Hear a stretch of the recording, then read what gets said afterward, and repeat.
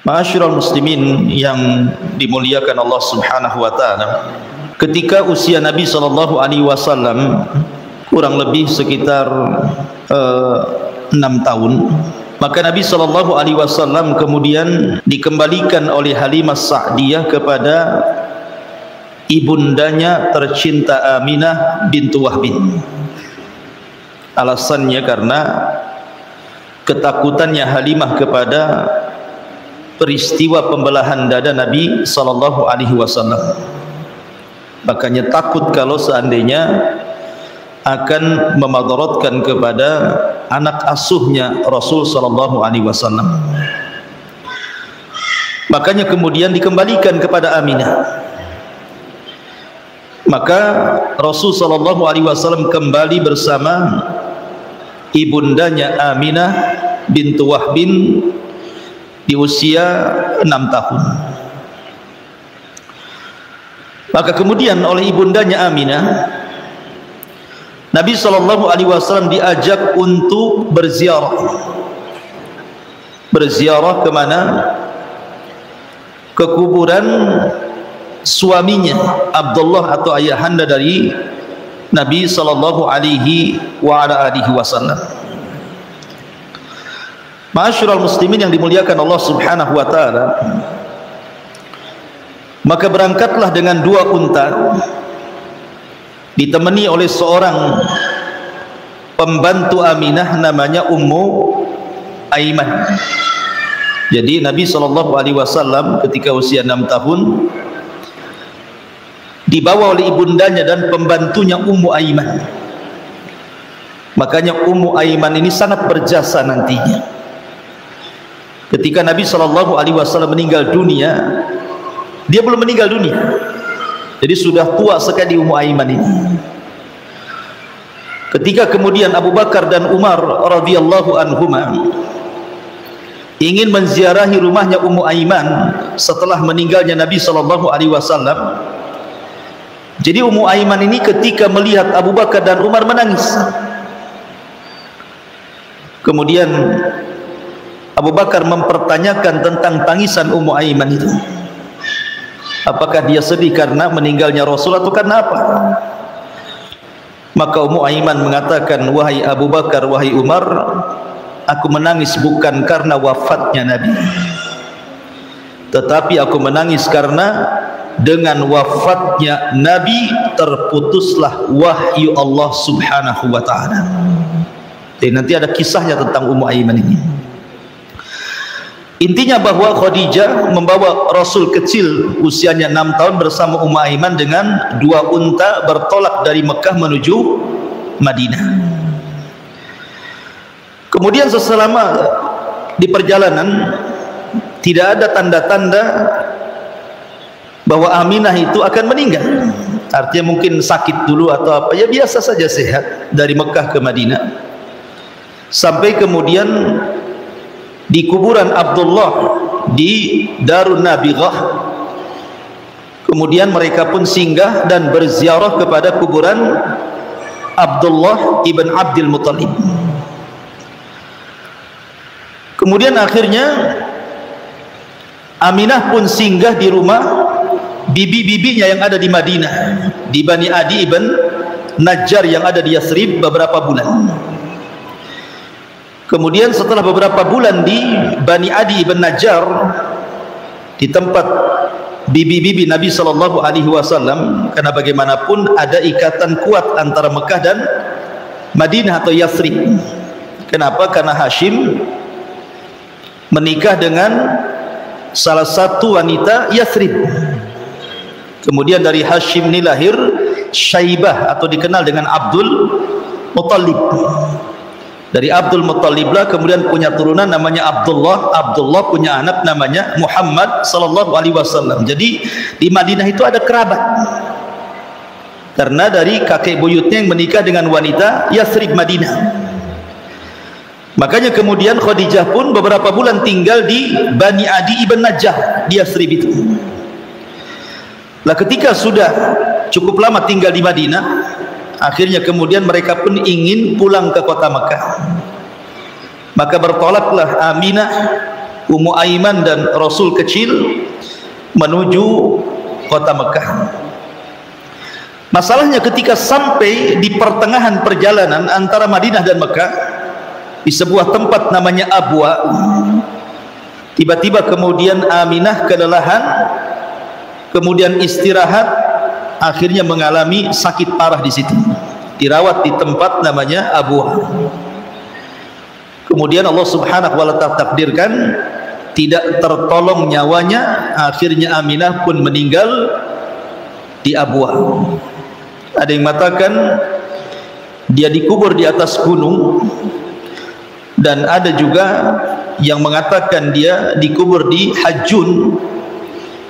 Wallahu alam, tetapi ahli sejarah banyak yang mengatakan intinya beliau meninggal di satu tempat antara Mekah dan Madinah yang disebut dengan Abwa. Disitulah Aminah meninggal dunia. Dari sini Nabi SAW mungkin bahasa kita menjadi anak yatim piatu gitu ya. Dia yatim karena ayahnya meninggal ketika Rasul berada di kandungan ibundanya Aminah di usia 4 bulan. Kemudian Aminah meninggal dunia di usia Nabi SAW 6 tahun. Tetapi Allah Subhanahu wa ta'ala tidak mungkin meninggalkan Nabi SAW. Allah berfirman, wa wajadaka yatiman fa'awa. Kami dapati engkau Muhammad dalam posisi yatim, ditinggal mati ayahnya, kemudian ditinggal meninggal pula ibundanya. Maka Ummu Aiman kemudian membawa Nabi SAW dan menyerahkan kepada kakek tercintanya Abdul Muttalib. Maka Nabi SAW berada di pangkuan Abdul Muttalib.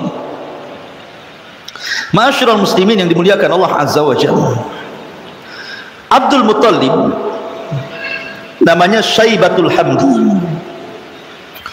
Disebut Abdul Muttalib ini karena Hashim ketika melahirkan punya keturunan namanya Syaibah. Hashim kan meninggal dunia. Akhirnya keluarga dari pihak bapak, maksudnya dari Mekah, meminta putranya Hashim namanya Syaibatul Hamdi itu diasuh oleh paman-pamannya di Mekah. Karena memang kondisi Madinah itu, Yathrib kala itu banyak wabah penyakit. Khawatir dengan putranya Hashim namanya Syaibatul Hamdi ini. Maka saudara Hashim namanya Muttalib meminta agar Syaibatul Hamdi dibawa ke Mekah saja. Setujulah keluarganya, maka dibawalah Syaibah oleh Muttalib ke Mekah. Orang-orang menyangka bahwa Muttalib telah membeli seorang budak dari Madinah. Maka orang-orang kemudian menyebutnya Abdul Muttalib, hambanya si Muttalib. Maka gelar itu yang kemudian masyhur. Abdul Muttalib, namanya bukan Abdul Muttalib, namanya Syaibatul Hamdi. Tapi karena orang mengira Muttalib membeli budak dari kota Madinah, maka orang-orang menyebutnya Abdul Muttalib. Maka itulah yang kemudian lengket namanya. Orang tidak kenal Syaibatul Hamdi, yang dikenal Abdul Muttalibnya. Bahkan Nabi SAW juga berbangga dengan nama itu. Ketika dalam peperangan Nabi SAW mengatakan, ana Muhammadun la kadhib wa ana ibnu Abdul Muttalib. Saya Muhammad dan saya tidak dusta. Ana nabiyun la kadhib, saya nabi dan saya tidak berdusta. Wa ana ibnu Abdul Muttalib, dan saya keturunan Abdul Muttalib. Rasul berbangga dengan nama Abdul Muttalib. Ma'asyiral muslimin yang dimuliakan Allah Azza wa Jalla. Dan Abdul Muttalib disepakati sebagai Sayyidul Batha. Sayyidul Batha itu maksudnya pemimpin Arab alal itlaq. Jadi sangat disegani karena dia pemimpin Arab ketika itu. Makanya ketika Abrahatul Asram menyerang Ka'bah, yang ditemui pimpinan Arab siapa? Abdul Muttalib. Menghadap Abraha kemudian berdialog. Karena memang Abdul Muttalib adalah Sayyidul Batha. Orang-orang segan dengan Abdul Muttalib. Jadi Abdul Muttalib itu bila datang ke Ka'bah, tikar khusus. mungkin semacam singgasana. Tidak boleh duduk di situ kecuali Abdul Muttalib karena dia adalah pemimpin. Tetapi suatu ketika Nabi SAW yang usianya masih 7 tahun tiba-tiba duduk di tikar itu. Maka paman-pamannya berusaha untuk menghindarkan Rasul jangan duduk di tikar itu. Tapi Abdul Muttalib mengatakan da'uhu fa innalahu sya'nun, katanya. Biarkan si Muhammad duduk di situ. Karena dari anak ini ada perkara besar di masa depan, katanya. Jadi Abdul Muttalib juga sudah ada firasat dengan Rasul sallallahu alaihi wasallam. Sehingga membiarkan duduk di tikar yang khusus para pembesar Arab saja yang duduk di situ. Karena dia mengatakan da'uhu fa innalahu sya'nun fil mustaqbal. Biarkan dia duduk di situ karena Muhammad ini punya perkara besar di depan. Ma'asyiral muslimin yang dimuliakan Allah Azza wa Jalla, dan Abdul Muttalib ini luar biasa. Sangat sayang dengan Nabi sallallahu alaihi wasallam melebihi sayangnya kepada anak-anaknya. Tetapi sayang Abdul Muttalib kemudian meninggal dunia ketika usianya sudah 80 tahun. Sementara dia baru merawat Nabi sallallahu alaihi wasallam 2 tahun. Dia pun kemudian pupus usia dan meninggal dunia sementara Nabi sallallahu alaihi wasallam baru 2 tahun di pangkuan Abdul Muttalib. Maka sebelum Abdul Muttalib meninggal dunia, Abdul Muttalib mewasiatkan kepada salah satu putranya namanya Abu Talib. Lah kenapa Abdul Muttalib mewasiatkan untuk merawat Nabi sallallahu alaihi wasallam kepada Abu Talib, padahal Abu Talib itu dari seluruh paman-paman Nabi sallallahu alaihi wasallam adalah paman yang paling miskin. Anaknya banyak, miskin lagi. Sementara di sana ada Abu Lahab yang kaya, ada Hamzah gitu ya. Kenapa kemudian diwasiatkan agar dirawat oleh siapa? Oleh Abu Talib. Karena Abdul Muttalib ini punya banyak istri. Lah yang satu kandung dengan Abdullah ayahanda Rasul adalah Abu Talib. Adapun paman-paman yang lainnya, Abbas, Hamzah dan yang lainnya, itu satu bapak tapi beda ibu masalahnya. Tapi Abu Talib dengan Abdullah ini satu bapak satu ibu alias saudara kandung. Tentu saudara kandung akan lebih dekat hubungannya dibandingkan saudara sebapa, kan gitu. Makanya Abdul Muttalib memilih agar Abu Talib yang kemudian mengasuh Nabi sallallahu alaihi wasallam sepeninggalnya. Maka ketika itu Nabi sallallahu alaihi wasallam berada di pangkuan paman tercintanya Abu Talib. Ma'asyiral muslimin yang dimuliakan Allah Azza wa Jalla, sayangnya Abu Talib kurang lebih dengan sayangnya Abdul Muttalib kepada Nabi sallallahu alaihi wasallam. Abu Talib jauh lebih menyayangi Rasul dibandingkan anak-anaknya sendiri. Karena Nabi itu dari kecil memang akhlaknya sudah bagus. Allah sudah persiapkan dia jadi seorang Nabi masalahnya. Jadi siapapun yang berjumpa dengan Nabi sallallahu alaihi wasallam senang. Karena dari kecil akhlaknya sudah bagus. Jadi Abu Talib itu suka dengan Nabi sallallahu alaihi wasallam. Ketika usia Nabi sallallahu alaihi wasallam sudah 12 tahun. Artinya Nabi sudah 4 tahun di pangkuan Abu Talib. Datanglah musim berniaga. Banyak orang-orang Quraisy itu berniaga dari Mekah menuju kota Madinah, menuju kota Syam. Dan itu digambarkan di dalam Al-Qur'anul Karim kebiasaan orang-orang Quraisy. Li'ila fi Quraisyin ila fihim rihlatash syita'i was-saif. Kebiasaan orang-orang Quraisy itu berniaga, rihlah untuk berniaga ke mana? Ke Yaman di musim panas dan ke Syam di musim dingin. Jadi kalau ke rihlatash syita artinya syita itu dingin, saif itu artinya panas. Kemana kedua negara? Ke Yaman dan juga ke Syam. Cuman masalahnya ada kebiasaan buruk orang-orang Quraisy. Jadi kalau mereka itu hendak berdagang, maka mereka akan menerbangkan burung merpati. Ini burung merpati ini kalau kemudian terbang ke arah Yaman, maka mereka akan berangkat walaupun tujuan mereka ke Syam. Karena burung kalau terbang ke arah Yaman berarti membawa hoki. Mereka akan diuntungkan dalam berniaga. Tapi kalau burungnya diterbangkan ngarahnya ke Syam, walaupun perjalanannya ke Yaman tidak akan berangkat. Makanya Syam disebut Syam dari Syu'mun. Kenapa negara itu disebut Syam? Orang-orang jahiliyah menganggap Syam disebut Syam itu dari kalimat Syu'mun. Syu'mun itu tidak hoki artinya, sial bahasa kitanya. Makanya mereka tidak mau. Ini kalau diterbangkan, loh kok ke arah Syam, nggak jadi itu berangkat mereka. Besoknya diterbangkan lagi ke arah Syam, nggak jadi lagi. Sampai betul-betul burung itu ngarah ke Yaman, baru berangkat. Dan itu disebut tatoyur namanya. Makanya ketika Nabi SAW diperlihatkan umat yang sangat banyak pada hari kiamat, kemudian Rasul dikatakan, itulah umatmu wahai Muhammad, tetapi dari umatmu ada 70.000 yang masuk surga tanpa hisab dan azab. Kemudian Nabi SAW mensifatkan sifat 70.000 itu dengan 4 sifat.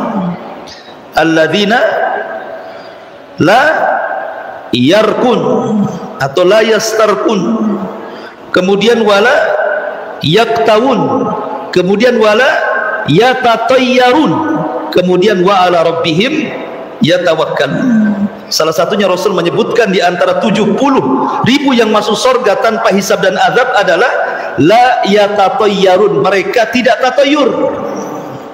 Karena kebiasaan orang-orang Arab suka tatayur, menerbangkan burung. Kalau ngarah ke Syam enggak jadi. Disebut Syam karena Syu'mun. Ini sial katanya. Itulah kebiasaan burung orang-orang jahiliyah, khurafatnya orang-orang jahiliyah. Dan khurafatnya orang-orang jahiliyah rupanya ditiru pula orang-orang sekarang. Sekarang tatayur itu berkembang. Kalau dulu hoki dan tidak hoki itu dinisbatkan ke burung saja. Kalau sekarang kemana-mana, ke ikan lohan. Pernah dulu ikan lohan kan, kalau nong-nongnya makin gede makin hoki gitu ya. Nong-nongnya kecil, hokinya sedikit. Nggak ada nong-nong nggak hoki gitu. Sampai ke kembang janda bolong macam-macamnya bawa hoki. Kalau janda yang nggak bolong tak hoki gitu kan. Kemudian juga sampai ke masalah burung gagak tengah malam. Ini kalau ada burung di atas genteng pasti ada yang mati nih orang rumah tuh katanya. Macam-macam kan. Sampai kepada duduk di pintu jadi tatayur. Kalau perempuan suka duduk di pintu katanya lama jodohnya. Justru makin dekat jodohnya. Orang nengok-nengok cantik dan cantik kan itu. Kalau di dalam rumah lama jodohnya. Ya, kalau gemetar tangan, oh ini debt collector mau datang gitu. Macam-macam orang kan. Jadi tatayur itu berkembang hari ini. Pokoknya sesuatu yang dilihat aneh, sesuatu yang didengar aneh, sesuatu yang dirasakan aneh, sesuatu yang dimimpikan aneh, itu bisa jadi tatayur itu. Jadi tatayur itu berkembang dari zaman ke zaman itu. Zaman jahiliyah itu saja burung saja. Ya, luar biasa. Jadi memang tradisi jahil ini makin berkembang. Padahal Rasul mengatakan ala wa innal amra min umuril jahiliyati tahta qadami hadha. Ingatlah bahwa perkara jahiliyah semua kuhapuskan di bawah kakiku. Tapi masih diikuti oleh kaum muslimin. Intinya bahwa Nabi SAW ketika itu melihat pamannya mau berangkat ke Syam. Kemudian Nabi SAW mengeluh, ya ammi, wahai pamanku, kau mau berangkat ke Syam? Aku sama siapa di sini? Aku sudah tidak punya ayah, sudah punya ibu, kau tinggalkan pula dagang. Karena kalau sudah dagang itu berbulan-bulan masalahnya. Ya sekarang nggak gimana, nggak bulan-bulan, jalannya aja berbulan-bulan. Mekah ke Syam itu naik unta berbulan-bulan itu ya, PP-nya berbulan-bulan, belum jualannya. Sehingga Nabi SAW mengatakan, ya ammi, kau tinggalkan kepada siapa diriku? Aku sudah tidak punya ayah, tidak punya ibu gitu. Akhirnya kemudian Abu Talib merasa kasihan dengan Nabi SAW dan mengatakan, kalau begitu ayo kau ikut. Maka Rasul SAW pun akhirnya ikut bersama Abu Talib bertolak bersama kafilah-kafilah dagang menuju Syam. Kita tinggalkan kisah Nabi dan Abu Talib. Kita masuk ke daerah Busra. Busra, daerah yang dekat dengan Syam. Di situ ada seorang rahib namanya Buhaira Ar-Rahib. Buhaira Ar-Rahib ini adalah salah seorang dari pembesar-pembesar atau ulama-ulama Nasrani. Jadi ulama-ulama Nasrani ada pembesarnya. Lah salah satu pembesarnya adalah namanya Buhaira Rahib. Orangnya keras dan fanatik. Karena keras dan fanatik itulah maka dia tidak disukai sesama ulama-ulama Nasrani di zamannya. Diusirlah dia. Akhirnya kemudian dia pergi dan menetap di sebuah tempat namanya Busra. Di Busra itu konon ada riwayat yang mengatakan bahwa Buhaira ini punya dukun yang suka meramal gitu. Dan dukun ini meramalkan bahwa sudah dekat waktu kenabian. Menceritakan kepada Buhaira, karena Buhaira itu suka membaca kitab-kitab lama gitu ya, sehingga tahu alamat-alamat kenabian. Tentu juga ada cerita dari nenek moyang mereka, dari akabir an-akabir, artinya ada sanad dari bapak-bapak mereka menceritakan tentang akan ada nabi di akhir zaman. Dan Buhaira sudah mendengar, dan dia punya dukun, punya tukang ramal yang suka meramalkan tentang kedatangan nabi ini. Ini satu riwayat. Ada yang mengatakan tidak, Buhaira tidak punya dukun. Ya memang Buhaira adalah seorang ulama dari ulama-ulama Nasrani, sehingga diberikan pengetahuan tentang alamat-alamat, kejadian-kejadian, peristiwa-peristiwa tentang akan munculnya seorang nabi. Sehingga setiap hari Buhaira ini apabila sudah dekat waktunya maka terus kemudian memperhatikan alamat-alamat alam. Ketika Nabi SAW safar dengan Abu Talib ke Syam, ini Buhaira ini sudah merasakan sesuatu yang tidak enak. Jangan-jangan yang diramalkan itu terjadi dalam waktu dekat ini. Kemudian Buhaira pun akhirnya kemudian ketika melihat alam semesta gitu ya, melihat kondisi awan, melihat kondisi macam-macam, kayaknya sebentar lagi kabar yang selama ini ditunggu-tunggu ratusan tahun itu akan dekat. Akhirnya kemudian dia pun berjalan ke sebuah pohon. Lah tempat pohon itu sampai hari ini pohon itu dikunjungi. Tempat Buhaira menunggu Nabi SAW. Jadi tempat itu sampai sekarang masih ada pohon di situ. Jadi mati mungkin tumbuh lagi pohon lain gitu ya. Tapi pohon itu menjadi pohon keramat masalahnya. Karena banyak para pejabat dunia, ya mungkin menteri-menteri dunia sana, itu menziarahi pohon itu sampai sekarang. Ya. Jadi Buhaira itu menunggu di situ, kemudian melihat awan. Karena Buhaira berpegang kepada 4 alamat. Satu, bahwa Nabi ini akan dinaungi oleh awan sepanjang perjalanannya. 2, pohon yang dia bernaung di situ, kalau datang orang itu dia akan menunduk, akan sujud, dahan-dahannya akan menunduk. Kemudian yang ketiga, maka calon nabi ini nanti akan duduk di samping dia dan dia bisa bertanya kepadanya. Kemudian yang keempat, dalam badannya ada tanda stempel kenabian. Dia pegang 4 alamat ini. Kemudian selang beberapa hari setelah dia duduk, terus setiap hari dia duduk di pohon itu, tidak jauh dari tempat ibadahnya, rupanya datang kafilah rombongan Abu Talib bersama para pedagang Quraisy yang Nabi ada di situ. Buhaira Rahib ini tidak pernah menjamu orang-orang yang bolak-balik datang kafilah dari Mekah ke Syam, dibiarkan saja, nggak peduli. Tapi hari itu entah kenapa gitu ya, perasaannya nggak enak. Ketika datang rombongan Abu Talib, langsung di stop.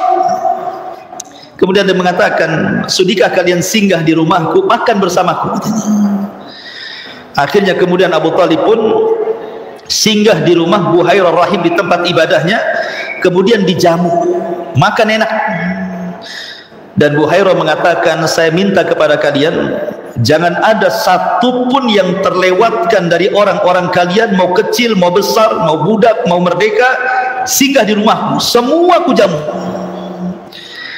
Akhirnya kemudian semua didatangkan kecuali Nabi, karena harus ada yang jaga dagangan-dagangan yang ditambatkan itu, nanti hilang kan gitu ya. Tapi Buhairah mengatakan, masih ada enggak orang yang di luar sana yang tidak ikut dengan kalian, ataukah sudah sempurna? Karena Buhairah Rahib ketika melihat orang-orang berkumpul dan Rasul tidak ada sama sekali tanda-tanda kenabian itu.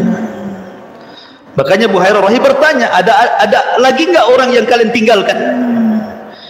Maka kata Abu Talib, ada, anakku. Siapa? Muhammad. Panggil dia ke sini.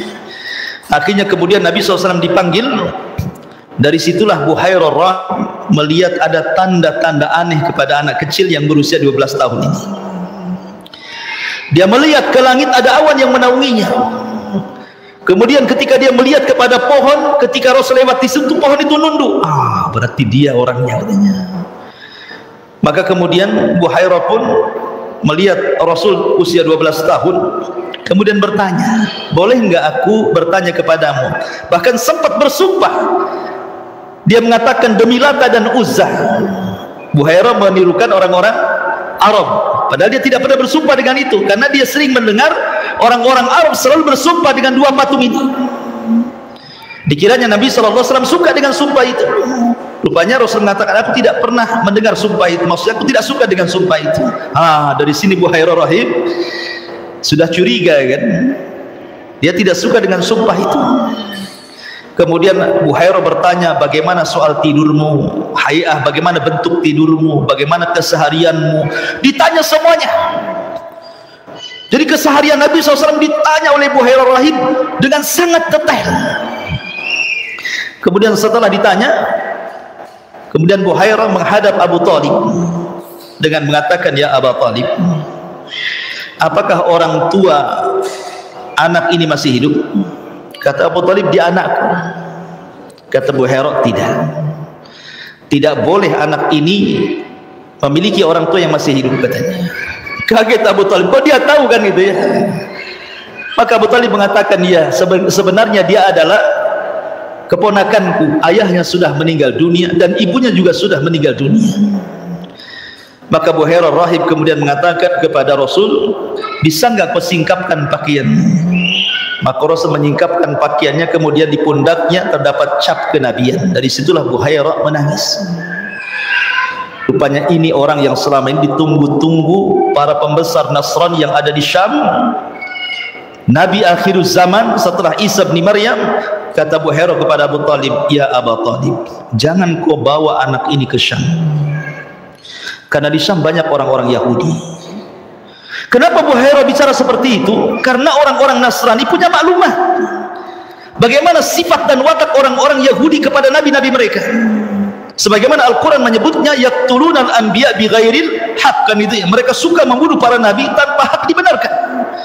Jadi orang Yahudi itu sejarahnya semua kelam, semua hitam, tidak ada sejarah putih orang-orang Yahudi itu. Makanya maklumat ini ada di otaknya Buhairah. Jangan kau bawa ke Syam ya, kalau sampai di sana bisa dibunuh dia. Maka Buhairah mengatakan, sebaiknya antarkan anak ini pulang. Anak ini punya perkara besar di masa depan, dia akan jadi nabi. Abu Talib tentu cemas-cemas lah. Yang ngomong bukan orang biasa masalahnya, dia seorang pendeta besar. Akhirnya daripada kemudian Rasul celaka, maka Abu Talib pun kemudian menuruti apa yang diarahkan oleh Buhairah Rahib, sehingga Rasul SAW tidak jadi ikut berniaga bersama Abu Talib ke Syam, tetapi dipulangkan lagi ke Mekah. Lah itulah kisah Buhairah Rahib. Ma'asyiral muslimin yang dimuliakan Allah Azza wa Jalla, sedikit faedah. Mungkin kisah sampai di sini, tapi saya ingin memberikan faedah kepada antum tentang orang tua Nabi SAW. Kita tahu bahwa Ada hadis Nabi sallallahu alaihi wasallam yang terkadang diramaikan di masyarakat kita karena mayoritas kaum muslimin, tentang hadis Nabi sallallahu alaihi wasallam dari Anas ibn Malik radhiyallahu anhu. Ketika ada seseorang laki-laki datang kepada Rasul dan berkata, "Aina abi?"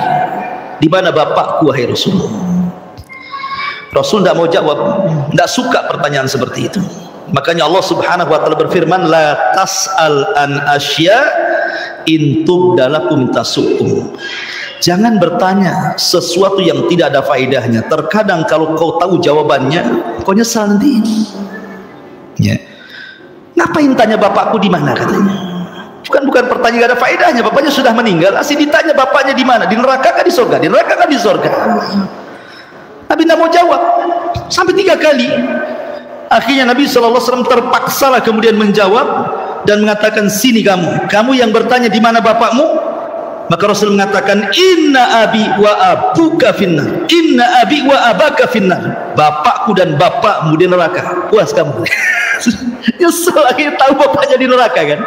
Makanya jangan banyak tanya, kalau tahu jawabannya nyesel jadinya kan. Jadi Rasul mengatakan, "Bapakku dan bapakmu di neraka." Kau sudah tahu bapakmu di mana katanya?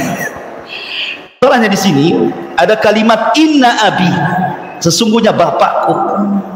Ini yang jadi polemik di masyarakat. Akhirnya saling mencela satu yang lainnya kan. Ketika ada orang mengatakan bapak Rasul di neraka, diserang oleh yang lain. Wah, ini nggak beradab, macam-macam gitu. Sebaliknya, orang yang mengatakan, "Oh tidak, mungkin bapak Rabi di neraka," kamu menolak hadis katanya. Saling menyalahkan gitu ya. Sebenarnya bagaimana kedudukan dan apa hujah kedua dari kelompok ini? Ini faedahnya. Ma'asyiral muslimin yang dimuliakan Allah Subhanahu wa taala. Pertama, saya akan mengambil hujah bahwa kalimat abi di sini adalah memang ayahanda Nabi sallallahu alaihi wasallam. Apa hujah mereka yang mengatakan memang kalimat abi di sini artinya Abdullah? Abdullah yang dimaksud sabda Rasul, "Inna abi wa abaka finnar." Sesungguhnya bapakku dan bapakmu di neraka. Pertama, zahir hadis yang tadi, kata-kata inna abi wa abaka finnar, bapakku dan bapakmu di neraka. Kalimat abi, bapak, ya bapak. Jangan kemudian dipalingkan ke paman kecuali ada pemalingnya. Karena bagaimanapun sebuah lafaz dalam bahasa Arab dibawa ke hakikatnya, jangan dipalingkan ke majas kecuali ada dalilnya. Maka bapak ya bapak, maksudnya Abdullah di sini. Kemudian juga beberapa perkataan para ulama seperti yang dikatakan oleh Al-Imam An-Nawawi. Imam Nawawi ma'ruf, seorang ulama mazhab Syafi'i yang kitabnya kita pelajari Arba'in Nawawi, kemudian juga Riyadhus Shalihin, banyak karyanya. Salah satu karya fenomenalnya adalah Syarah Sahih Muslim. Lah hadis bapakku dan bapakmu neraka itu terdapat dalam Sahih Bukhari dan Muslim. Artinya bahwa hadis ini jangan diragukan kesahihannya karena terdapat di 2 sahihaini, Bukhari dan Muslim. Makanya ketika Imam Nawawi mensyarah Sahih Muslim, apa kata beliau ketika mensyarah hadis ini? Imam Nawawi rahimahullah mengatakan, "Fihi anna man mata 'alal kufri fahuwa min ahlin nar. Wa fihi anna man mata fil fatrati ala ma kanat alaihi al-arabu min ubadatil wasan atau min ubadatil awsan fahuwa min ahli nari." Kata beliau, hadis ini berfaedah bahwa siapapun yang mati di atas kekufuran maka dia termasuk dari penduduk neraka. Dan hadis ini juga mengatakan bahwa barang siapa yang meninggal di masa fatrah, fatrah itu artinya kekosongan para nabi, karena Isa sudah nggak ada, jauh 500.000 tahun, 500 tahun baru muncul Rasulullah. Sementara Rasul belum muncul, ajaran Isa sudah nggak ada, itu disebut fatrah namanya. Tetapi kata Imam Nawawi, anna man mata fil fatrati ala ma kanat alaihi al-arab, bahwa siapa yang hidup di masa fatrah di zaman Arab, maka orang-orang Arab di masa fatrah itu adalah para penyembah berhala. Para penyembah berhala. Fahuwa min ahlin nar. Maka siapapun yang meninggal di ahli fatrah masuk pada penduduk neraka. Kenapa? Karena di Arab itu masih tersisa ajaran-ajaran Ibrahim. Jadi kalimat wa ma kunna mu'adzibina hatta nab'atsa rasula, dan kami tidak akan mengazab sampai diutus kepada mereka rasul. Di Arab sudah banyak rasul diutus, salah satunya Ibrahim, kemudian Ismail, dan ajarannya masih ada. Buktinya seperti haji dan umroh di zaman jahiliyah kan masih ada tuh, walaupun dengan cara mereka. Kemudian kata Imam Nawawi, walaysa hadza mu'akhadatun qabla bulughi da'wah, fa inna haula kanat qad balaghatkum da'watu Ibrahim wa ghairuhu minal anbiya. Dan ini tidak bisa dijadikan alasan bahwa tidak sampai dakwah kepada mereka. Karena apa? Karena dakwah Ibrahim dan nabi-nabi setelahnya sampai kepada mereka. Jadi tidak bisa kemudian dibawa kepada hadis orang yang hidup di zaman fatrah. Maka kalimat inna abi wa abaka finnar, ya maksud abi di sini maksudnya adalah ayahnya Rasul sallallahu alaihi wasallam Abdullah. Ini perkataan Imam Nawawi. Kemudian perkataan Imam Baihaqi. Imam Baihaqi dalam kitabnya Dalail an-Nubuwah jilid yang pertama halaman 192 mengatakan, wa kaifa la yakunu abawahu wa jaddahu bihadhihi sifati fil akhirati wa qad kanu ya'buduna al-wathana hatta matu. Kata Imam Baihaqi, bagaimana tidak disifatkan kedua ayahanda, kedua orang tua Nabi dan juga kakeknya, maksudnya Abu Talib dan juga Abdul Muttalib, disifatkan seperti ini di akhirat oleh Nabi SAW dengan sifat finnar, di neraka, sementara mereka menyembah patung sampai mereka semua mati. Abdul Muttalib nyembah patung, Abu Talib nyembah patung, Abdullah nyembah patung, Aminah nyembah patung. Itu maksudnya. Bagaimana tidak disifatkan seperti ini oleh Rasulullah bahwa mereka di neraka sementara mereka sebelum mati menyembah patung?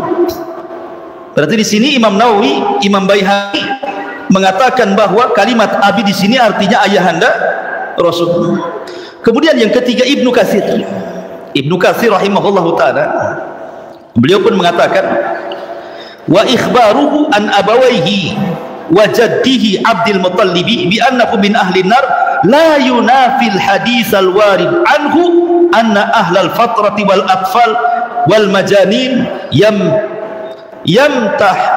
yamtahinuna fil arasati yaumal qiyamah fayakunu minhum man yujibu wa minhum ma la yujib fayakunu haula min jumlati ma la yujib fala munafata walillahil hamdu wal minnah. Kata Ibnu Katsir, adapun habar tentang kedua orang tua Nabi dan kakeknya, maksudnya Abdul Muttalib, termasuk penduduk neraka, itu tidak menafikan hadis yang datang bahwa ahli fatrah dan juga anak-anak dan juga orang-orang gila mereka akan diberikan ujian di tempat yang lapang pada hari kiamat yang disebut dengan Arasah, sehingga di tempat itu ada yang kemudian berhasil melewati ujian, ada yang tidak berhasil melewati ujian. Yang berhasil melewati ujian masuk surga, yang tidak berhasil melewati ujian masuk neraka. Dan mereka orang-orang tua Nabi dan kakek Rasul adalah orang yang tidak berhasil melewati ujian, sehingga mereka termasuk penduduk neraka. Walillahil hamdu wal minnah. Ini perkataan siapa? Ibnu Katsir. Jadi sudah 3 ulama, Imam Nawawi, Imam Baihaqi, Imam Katsir. Kemudian ditambah dengan Syekhul Islam Ibnu Taimiyah rahimahullahu taala. Dari sini ini semua ulama salaf. Ini yang berdalil bahwa yang dimaksud kalimat inna abi wa abaka finnar artinya orang tua Nabi sallallahu alaihi wasallam. Sampai sini ini hujah orang yang mengatakan bahwa kalimat abi adalah ayahanda Nabi sallallahu alaihi wasallam. Nah, sekarang kita melihat hujah ulama yang sebaliknya, bahwa yang dimaksud abi di sini bukan ayahanda Rasul, maksudnya pamannya Rasul. Siapa pamannya Rasul? Abu Talib. Karena al-am bimanzilatil ab, paman itu sekedudukan dengan bapak, gitu ya. Adapun yang berpendapat bahwa yang dimaksud abi di sini bukan ayahanda Rasul tapi paman Rasul adalah Al-Imam As-Suyuti rahimahullahu taala. Imam Suyuti rahimahullahu taala mengatakan ila najati abawai ar-rasul sallallahu alaihi wasallam wa anna Allah taala ahyahuma lahu ba'da mautihima wa amanu bihi. Kata Imam Suyuti, kedua orang tua Nabi sallallahu alaihi wasallam selamat, tidak masuk neraka, dan keduanya masuk surga. Alasannya karena Allah menghidupkan keduanya setelah kematiannya, kemudian beriman, kemudian mati lagi. Jadi sempat dihidupkan, kemudian beriman, kemudian mati lagi. Makanya kedua orang tua Nabi beriman dan tidak termasuk kafir. Itu kata-kata Imam As-Suyuti. Walaupun sebenarnya perkataan ini dibantah nanti oleh beberapa ulama, seperti pengarang kitab Aunul Ma'bud. Saya tidak hendak membantah dulu, saya akan sebutkan hujah-hujahnya dulu. Kemudian alasan yang kedua, bahwa Nabi SAW ketika memerintah kaum muslimin dalam sebuah peperangan, perang Hunain, Nabi SAW berbangga dengan pamannya Abdul Muttalib yang saya ceritakan tadi. Rasul menghadap tentara musuh dalam perang Hunain, kata Rasul apa? Ana nabi la kadzib wa ana ibnu Abdul Muttalib. Saya nabi dan saya tidak dusta, dan saya keturunan Abdul Muttalib. Abdul Muttalib, kalau kalian katakan mereka musyrik, kenapa Rasul berbangga dengan orang musyrik?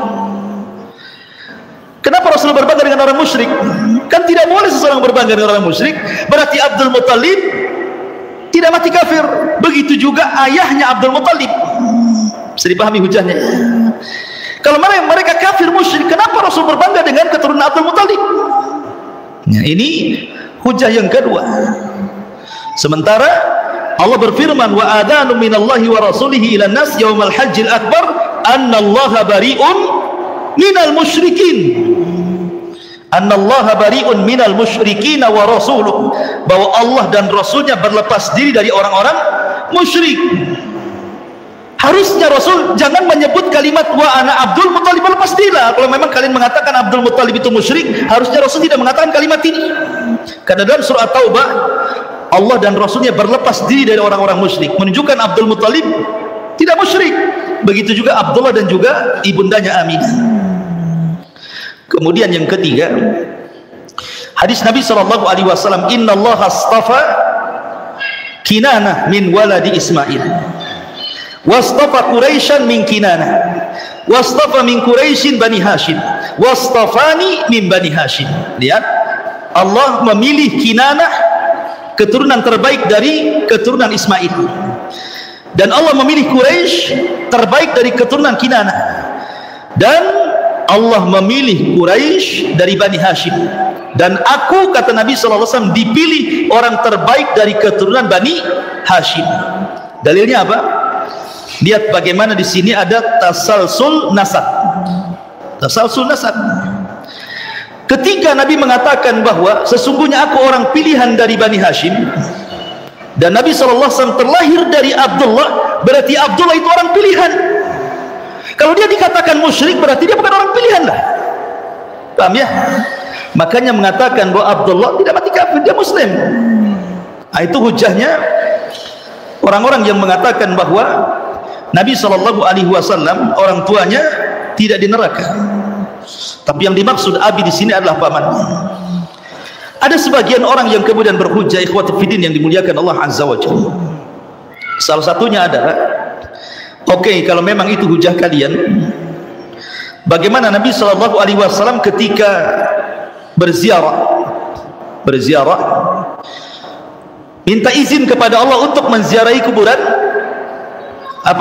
kuburan ibundanya Aminah. Kemudian Rasul berkali-kali memintakan ampun, tapi akhirnya Allah menegur Rasul SAW dan mengatakan tidak layak bagi seorang nabi memintakan ampun bagi orang-orang musyrik, dengan turunnya ayat apa? Maka nalin nabi an yastaghfiru lil musyrikin walau kanu ulil qurba. Tidak layak bagi seorang nabi memintakan ampun kepada orang musyrik walaupun itu keluarga dekatnya. Artinya Rasul ditolak untuk tidak boleh memintakan ampun kepada ibundanya di kuburannya, dan hanya diizinkan boleh menziarahinya saja.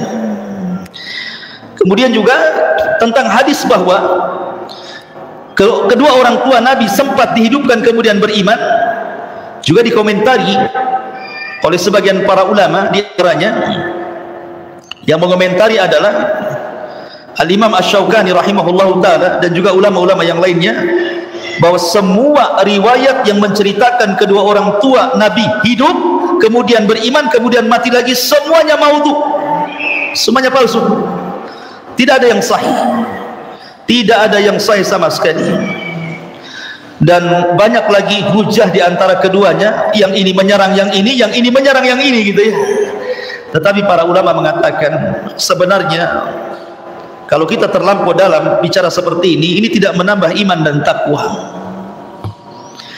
Ya, kalau memang orang itu mengatakan orang tua Nabi selamat dari api neraka dengan hujah, dengan berbagai macam hujah Quran dan Sunnah Nabi SAW, ya silahkan.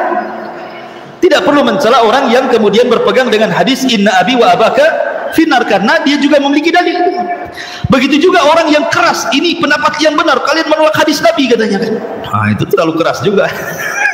Jadi akhirnya gara-gara satu perkara orang bercerai berai. Ya, maka dikembalikan kepada pemahaman masing-masing ikhwan tentang masalah ini, karena masing-masing punya hujah masalahnya ya. Cuman masalahnya di tengah-tengah kaum muslimin terkadang gara-gara masalah ini kemudian menjadi khilaf besar, sesat menyesatkan satu dengan yang lainnya kan. Masih banyak perkara agama yang harus antum pelajari, antum dalami. Kenapa pula sibuk dalam masalah ini gitu ya. Wallahu a'lam bishawab. Karena sudah azan isya, kita tutup. Subhanakallahumma bihamdika asyhadu an la ilaha illa anta astaghfiruka wa atubu ilaik. Allahu ta'ala alam. Assalamualaikum warahmatullahi wabarakatuh.